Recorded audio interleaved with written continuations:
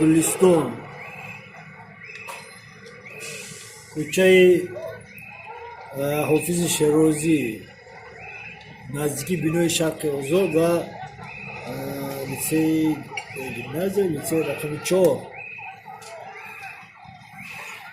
و در اینجا بغیر از طرابخانه مغازه مبل استقبال هم هست و حالا آتش در جانب طرابخانه است و از بالای بنا به جانب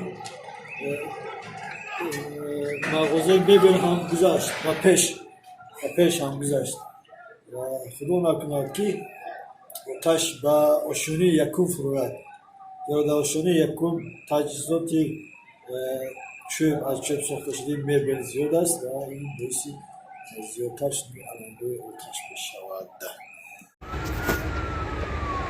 Пожар в ресторане Косовой высокого.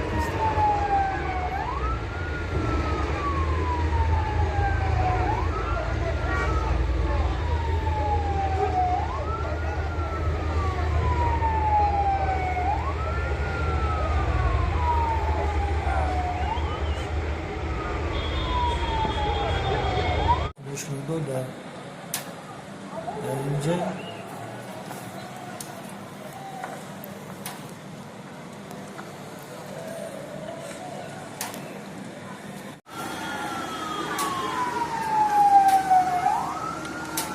ماشین های آتش خاموش کننده رسیده آمدن اما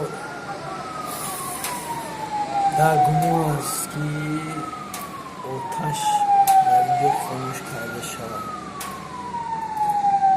این طرابخانه تنگی 1 یا 2 سال پیش ساخته شد در اینجا و در اول طرابخانه بود و در قسمتی چپش مغازه مبل شده شده است استقبال.